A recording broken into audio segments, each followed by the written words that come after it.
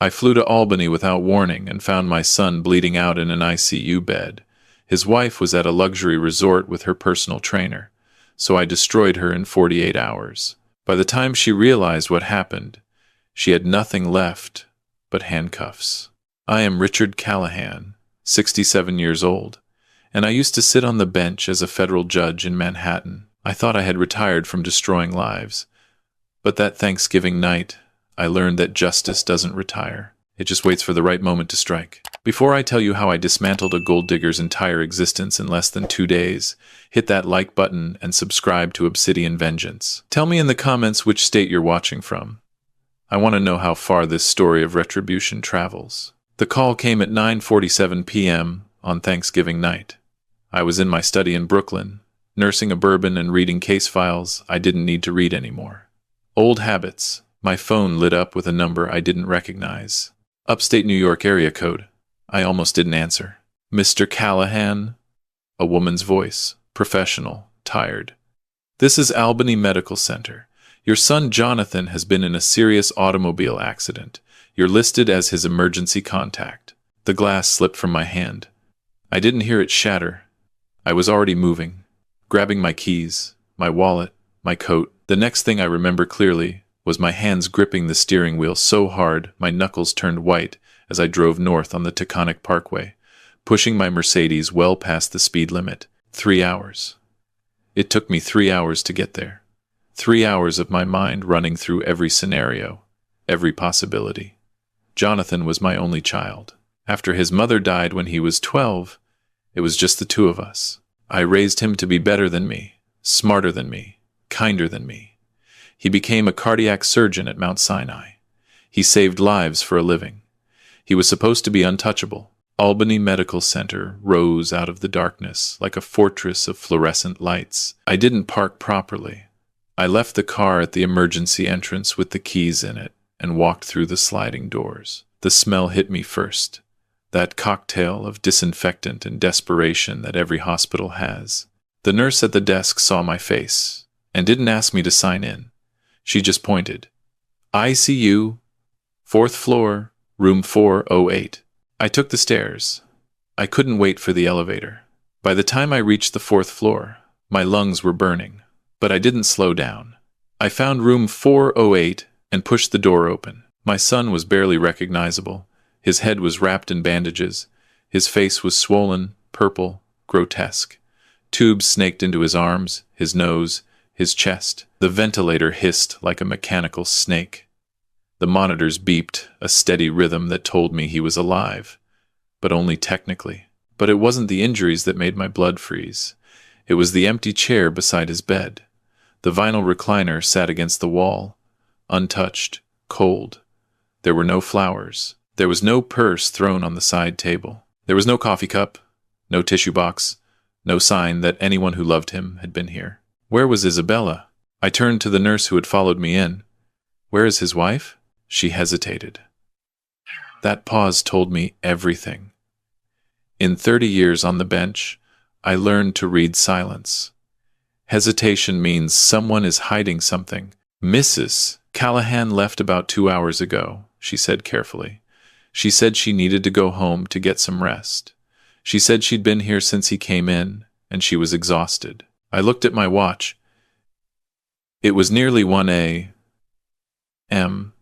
If she'd been here since he arrived, and she left 2 hours ago, that meant she left at 11 p.m. What kind of wife leaves her husband's bedside at 11 p.m.? When he's in critical condition? When did he arrive? I asked. Around 6:30 p.m., the nurse replied. The accident happened around 6 p.m. on Route 9, just outside Rhinebeck. He hit a tree at high speed. The police said there were no skid marks.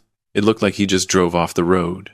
No skid marks. My son, who had the reflexes of a surgeon, who could tie a suture in a beating heart, just drove into a tree without even hitting the brakes?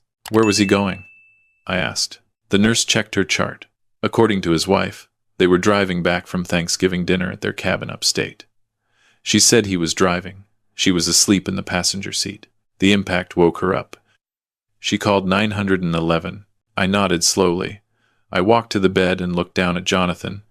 Even unconscious, even broken, I could see the son I raised. The boy who used to bring me cases from the newspaper and argue them with me over breakfast. The young man who got into Columbia Medical School and called me crying because he was so happy. The surgeon who called me last month and told me he was thinking about starting a family. I pulled out my phone and called Isabella's number. It rang once, twice, 3 times. Then voicemail. You've reached Isabella Callahan. I can't come to the phone right now, but leave a message and I'll call you back. Her voice was bright, cheerful, the voice of someone who had never experienced real hardship. I hung up without leaving a message. I dialed again. Voicemail. Again.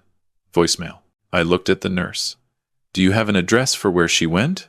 I'm sorry, Mr. Callahan. I can't give out that information. I pulled out my wallet and showed her my old federal ID, the one I kept even after I retired.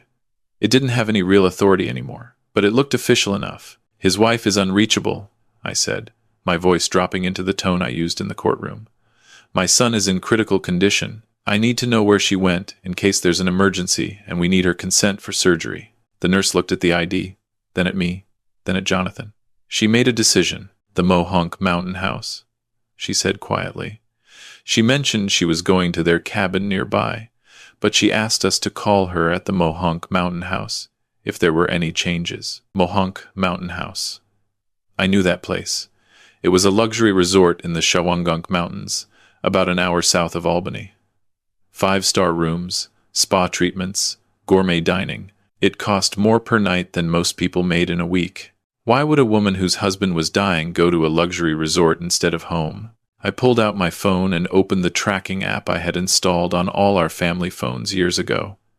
It was supposed to be for emergencies, for finding lost phones. Jonathan had never turned his off because he trusted me, and I had access to Isabella's phone because I paid the family plan. I opened the location history. Isabella's phone was not at Mohonk Mountain House. It was there, yes, but it had been there since 4 p.m. yesterday, Thanksgiving Day. She had checked in the day before the accident. My jaw tightened. I scrolled back further.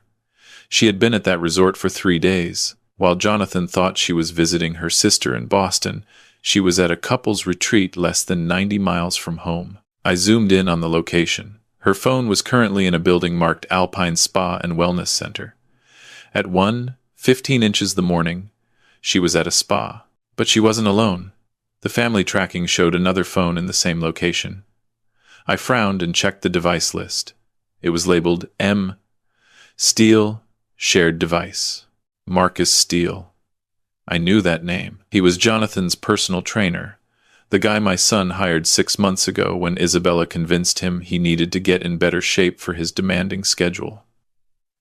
Marcus came to their apartment 3 times a week. He was young, built like a Greek statue, and had the kind of smile that made people trust him immediately. I felt the rage building, but I tamped it down. Rage is fuel, but it's a terrible driver. I needed clarity. I needed evidence.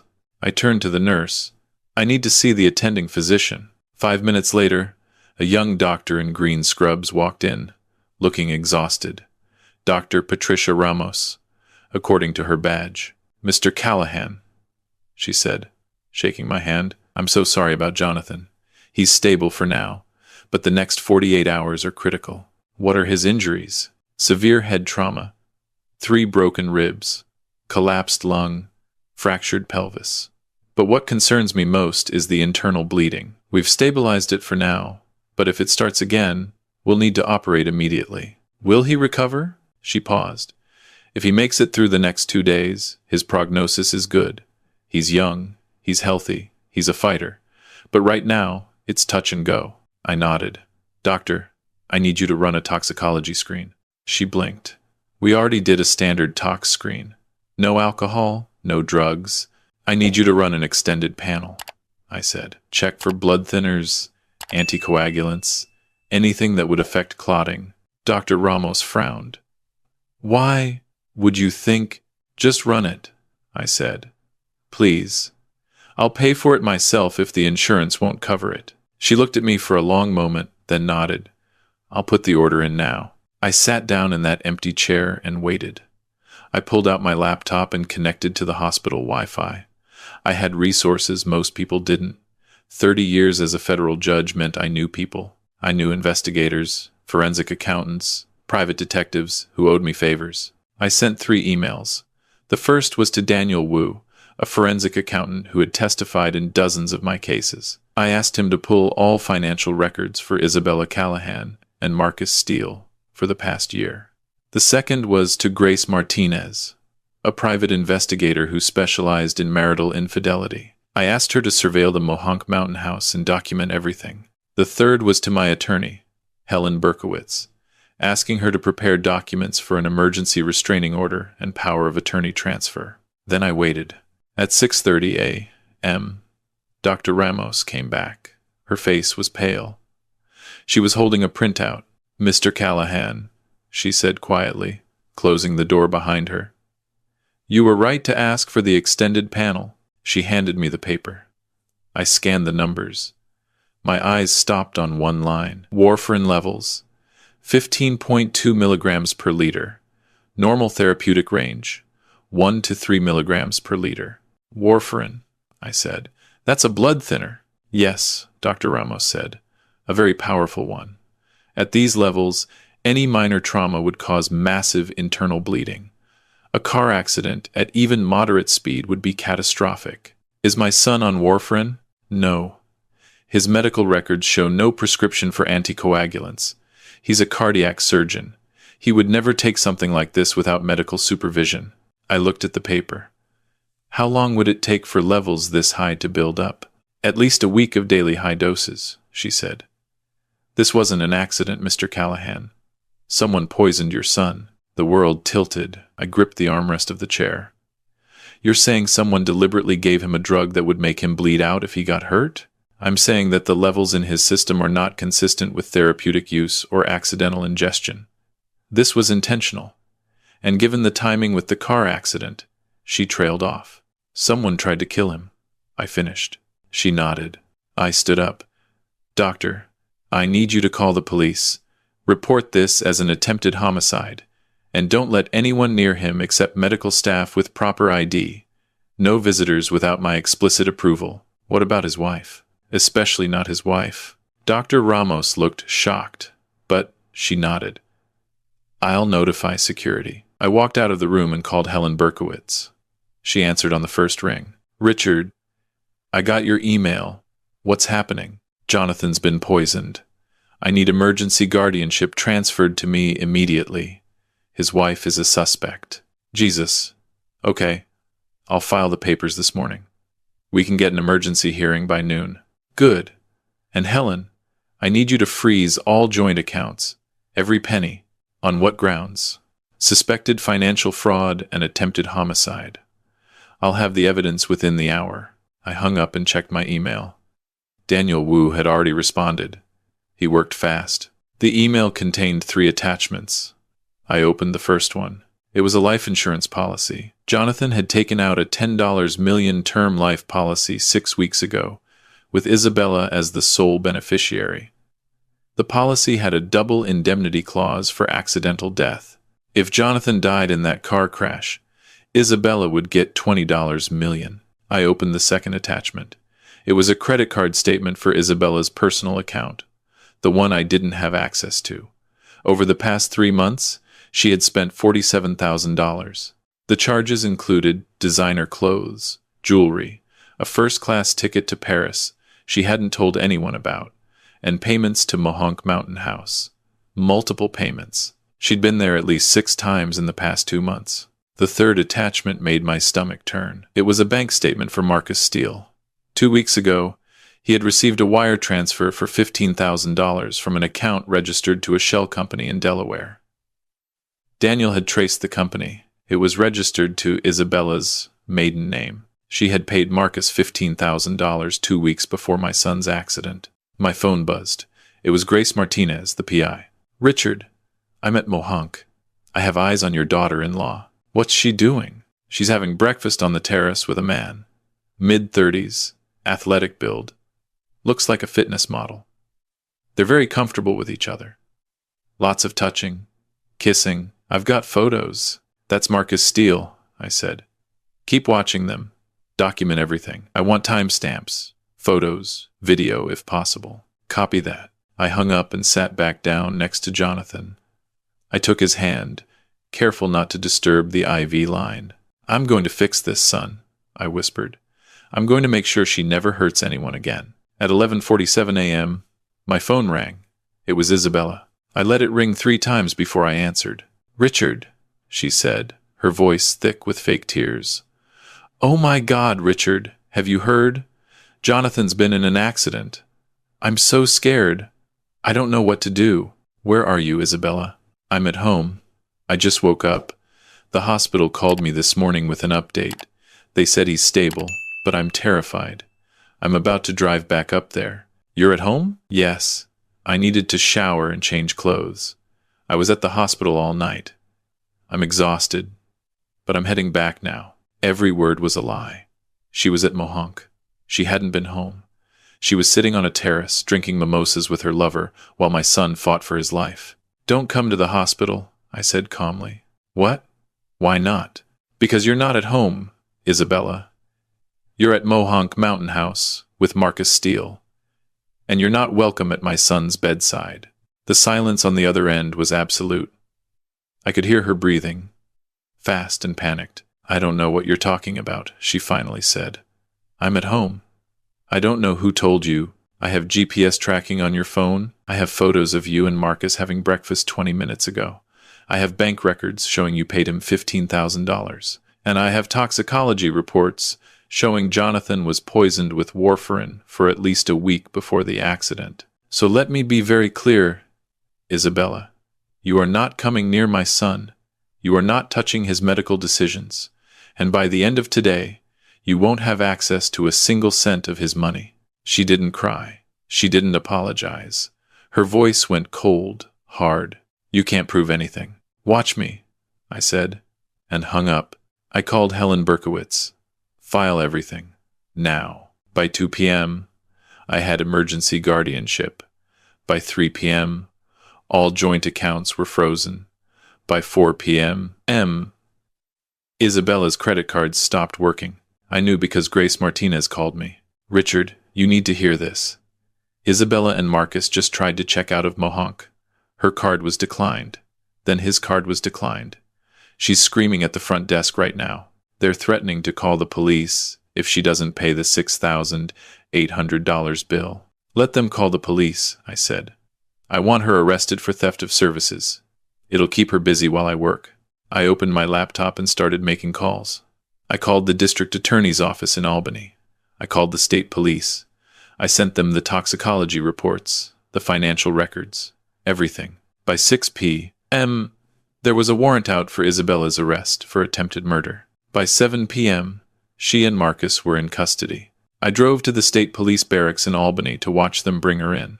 She was still wearing her resort clothes, yoga pants, and a cashmere sweater. Her hands were cuffed behind her back. Marcus was beside her, looking terrified. She saw me standing in the lobby. Our eyes met. You did this, she hissed. You ruined everything. No, I said calmly. You did this when you decided to poison my son. I didn't poison anyone. This is insane. Marcus, tell him. Marcus wouldn't look at me. He was staring at the floor. The detective in charge, a woman named Lieutenant Sarah Cross, motioned for me to follow her to an interview room. Mr. Callahan, we need to ask you some questions. Of course. We sat down. She pulled out a recorder. For the record, did you have any knowledge of or involvement in the poisoning of your son? No. When did you first suspect Isabella Callahan? When I arrived at the hospital and saw the empty chair. When I found out she'd left to go to a luxury resort instead of staying with her dying husband. When I tracked her phone and found her with another man. Lieutenant Cross nodded. We've been reviewing the evidence you sent, the financial records, the life insurance policy, the toxicology report. It's compelling, but we need to establish how the warfarin was administered. Jonathan's medical records, I said. Check what prescriptions Isabella had access to. Check if she filled anything in his name. Cross made a note. We're already on it. She left the room. I sat there, staring at the two-way mirror, knowing Isabella was somewhere in this building, probably in a cell, probably realizing her perfect plan had collapsed. 30 minutes later, Cross came back. Her expression was grim. "We found it," she said. 3 weeks ago, Isabella filled a prescription for warfarin using a forged doctor's signature. The pharmacy has video of her picking it up. She told the pharmacist it was for her father's heart condition. "Her father is dead," I said. "We know. That's fraud on top of attempted murder." Cross sat down. "Mr. Callahan, I've been doing this for 20 years. I've seen a lot of evil. But this, planning to poison someone slowly, waiting for them to have an accident, collecting the insurance money, this is cold-blooded. What happens now? We're charging both of them. Isabella with attempted murder, insurance fraud, and conspiracy. Marcus with conspiracy and accessory. The DA thinks we can get convictions. The evidence is overwhelming." I nodded. "Lieutenant, there's one more thing you should know." "What's that?" "Check Isabella's medical records. I think you'll find she's pregnant." Cross's eyes widened. "How do you know that?" "Because 2 weeks ago, Jonathan told me they were trying to start a family." He was excited. "But I saw the way she looked at Marcus this morning in the photos. That's not a new relationship. They've been together for months. I'd bet money that baby isn't my son's." Cross stood up. "If that's true, that's another layer of motive. She wanted him dead before he found out." "Run a paternity test," I said. "Compare it to Marcus's DNA." She left again. I sat in that cold room and waited.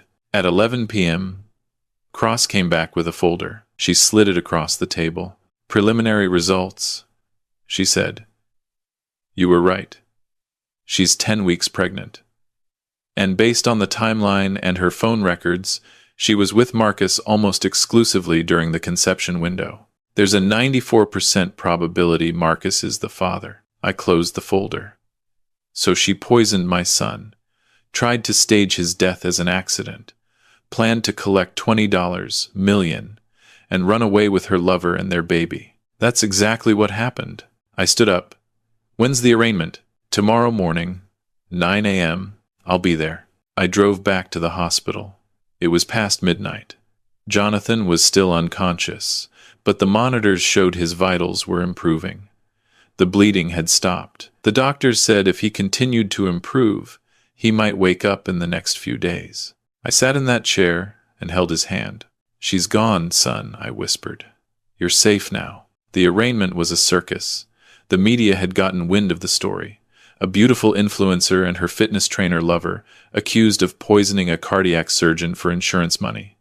It was tabloid gold. Isabella wore an orange jumpsuit. She looked small, diminished. The judge read the charges. Attempted murder in the first degree, conspiracy to commit murder, insurance fraud, forgery, theft. Her lawyer argued for bail. "Your Honor, my client has no criminal record. She's a respected member of the community. She's pregnant. Detaining her is denied," the judge said flatly.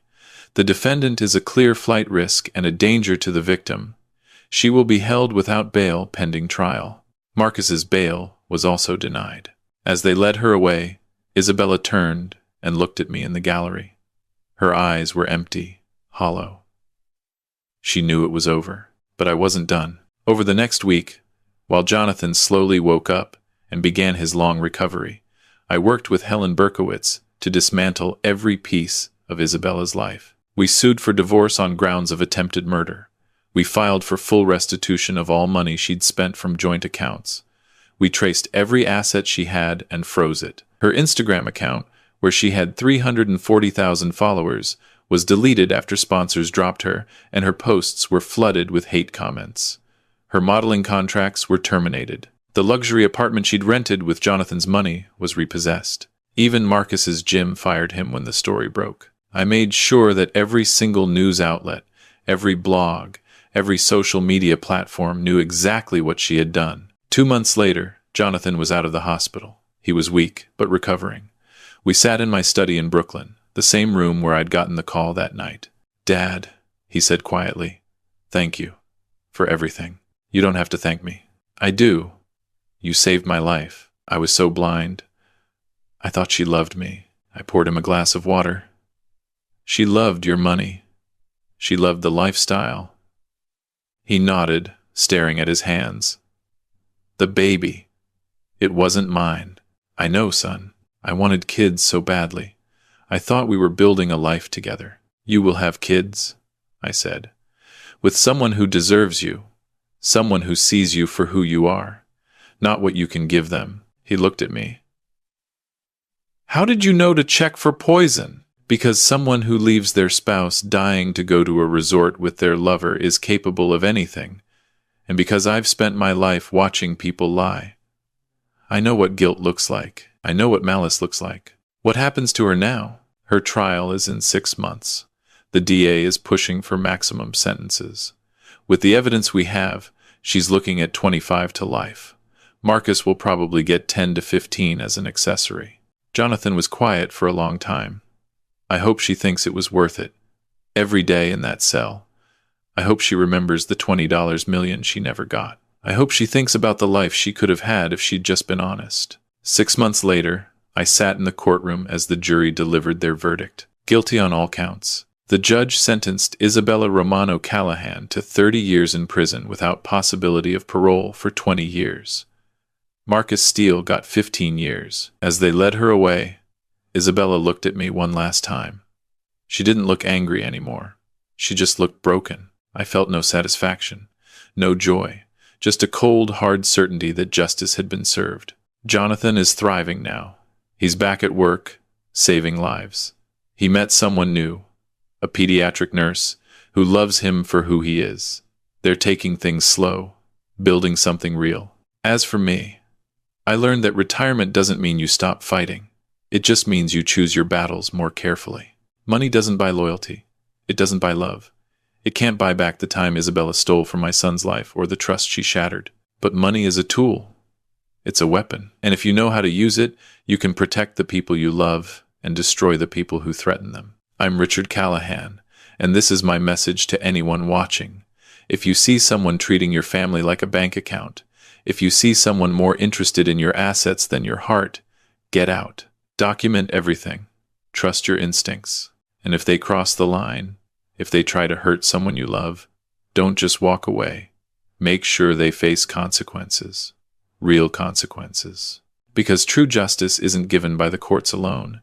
It's taken by those who have the courage to fight for it. If this story resonated with you, hit that like button and subscribe to Obsidian Vengeance for more stories of justice served. Tell me in the comments, what would you have done in my position? Stay vigilant, protect your family, and never underestimate a parent's love. In the end, Isabella thought she could play the game. She thought she was smart enough to get away with murder. She forgot one thing. I wrote the rule book. I spent 30 years on the federal bench. I know every loophole, every law, every way to make the system work. She brought a knife to a gunfight. And now she has 3 decades to think about that mistake.